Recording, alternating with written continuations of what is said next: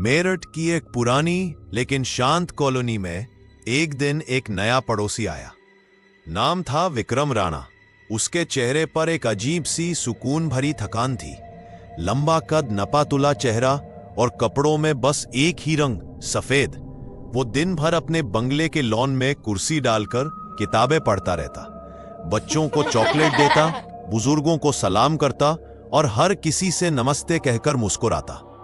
पड़ोसियों के लिए वो एक आदर्श इंसान था, लेकिन कोई नहीं जानता था कि उसके अंदर क्या छुपा है। सबसे पहला हादसा रवि के साथ हुआ। एक 15 साल का लड़का जो हर सुबह कॉलोनी में अखबार बांटता था। एक रात वो वापस घर नहीं आया। सिर्फ उसकी साइकिल मिली विक्रम के बंगले के गेट के पास। टायर अब भी घूम रहा था। हवा में सिर्फ सन्नाटा था। किसी ने कुछ कहा नहीं। कॉलोनी के लोग चुप हो गए।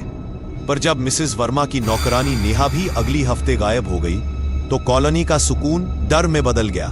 पुलिस ने विक्रम का ताला तोड़ा। खाली कमरे में बस एक चीज थी, एक बिस्तर जो खून में डूबा हुआ था और एक छोटी सी चिट्ठी जिसमें लिखा था, उसने मुझे देख लिया।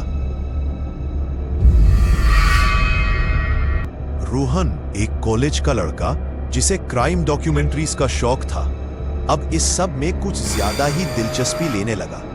उसके कमरे की बालकनी से सीधा विक्रम के घर का पिछवाड़ा दिखता था।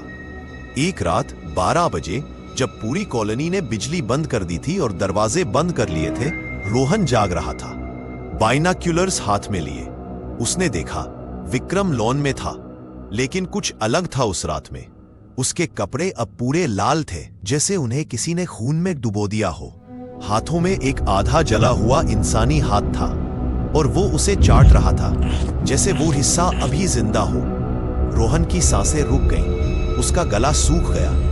बाइनाक्यूलर्स उसके हाथ से गिर पड़े और तभी एक आवाज, ठंडी, साफ और बेहद करीब से, तुमने मुझे देख लिया। रोहन ने अपना चेहरा घुमाया। विक्रम अब उसकी बालकनी में खड़ा था। अगली सुबह रोहन की मां चीख रही थी। पुलिस आई। रोहन का कमरा खुला था, लेकिन अंदर दीवारों पर खून था, जमीन पर घसीटे जाने के निशान और एक लाल रंग में लिखा हुआ पैगाम, मैं दिन में इंसान हूं, लेकिन रात में भूख लगती है। विक्रम राणा। तब से कॉलोनी में लोग सिर्फ दिन में मिलते हैं।